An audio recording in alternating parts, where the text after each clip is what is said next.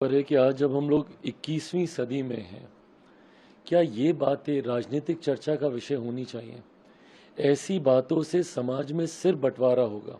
समाज को सिर्फ ये बातें बांटती हैं।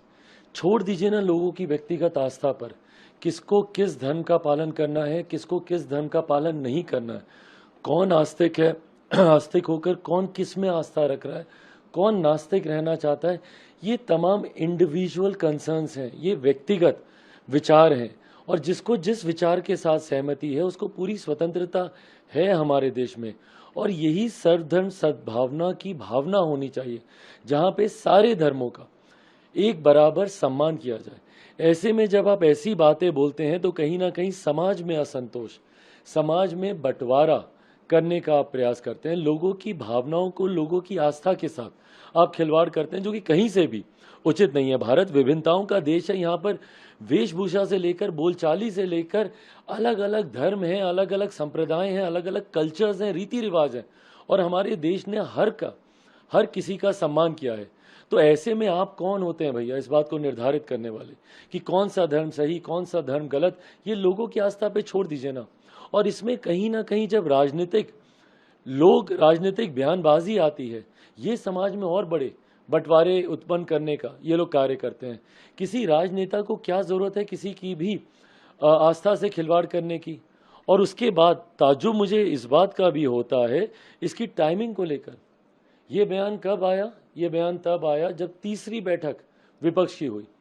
और विपक्ष की बैठकों में, पिछली 3 बैठकों में हम लोगों ने देखा है कि अलग अलग समय पर, क्योंकि इन्होंने कंस्ट्रक्टिव तो कुछ किया नहीं, जो विपक्ष अभी तक एक अपना लोगो तक डिजाइन नहीं कर पाया, तो नीति और नेता चुनना तो बहुत दूर की बात है भाई।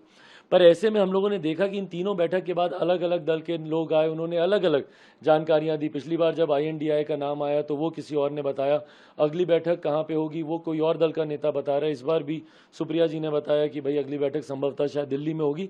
तो अलग अलग लोग इस बैठक से जब निकलते हैं तो अलग अलग बयानबाजी करते हैं, जो उस बैठक में जो चर्चा होती है। तो क्या ये चर्चा भी उसी बैठक में हुई? क्या मुंबई में जो बैठक हुई, क्या उसमें सनातन धर्म का विरोध करने को लेकर एक आम सहमति बनी? क्या उसमें ये चर्चा की गई कि बाहर जाकर हम लोग सनातन धर्म का हम लोग विरोध करेंगे, ताकि इसमें समाज में फिर एक बार विभाजनकारी सोच को बढ़ावा दिया जाए और उसका राजनीतिक लाभ ये तथाकथित जितने विपक्षी दलों का गठबंधन है, जो घमंडिया गठबंधन है, ये लोग उसका लाभ ले सकें? अगर इस सोच के साथ या इस सोच का जन्म अगर उस बैठक में हुआ है तो ये खतरनाक है। अगर विपक्षी गठबंधन इस सोच को बढ़ावा दे रहा है, जहां पे एक तरफ आप तुष्टीकरण की राजनीति कीजिएगा और वहीं एक बड़े वर्ग की आस्था के साथ आप खिलवाड़ कीजिएगा, और अगर इसकी चर्चा अगर उस बैठक में हुई है, मुंबई में जो विपक्षी दलों की बैठक हुई है उसमें अगर ये चर्चा हुई और बाहर आकर ये बयानबाजी, क्योंकि ये इसकी टाइमिंग ये सवाल खड़े करती है।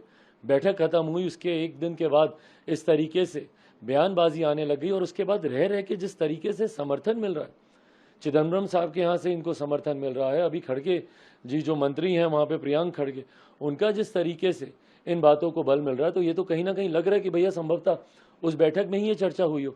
ऐसे में मैं तो चाहूँगा कि तमाम राजनीतिक दल अपना स्टैंड इस पर क्लियर करें, बताए राष्ट्रीय जनता दल के तमाम नेता कि भाई उनका क्या स्टैंड है, क्या वो सहमत हैं? यही होना चाहिए। और एक बड़े वर्ग की आस्था के साथ आप लोग खिलवाड़ कीजिएगा ये सारी बातें बोलकर। बताएं मेरे मुख्यमंत्री, जनता दल यूनाइटेड बताएं, उनके राष्ट्रीय अध्यक्ष बताएं कि क्या इन बयान से सहमत हैं? अमर उजाला अब आपके टीवी पर भी।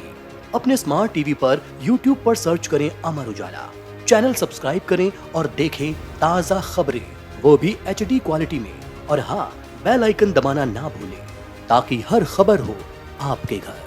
अमर उजाला, निष्पक्ष, निर्भीक, निरंतर।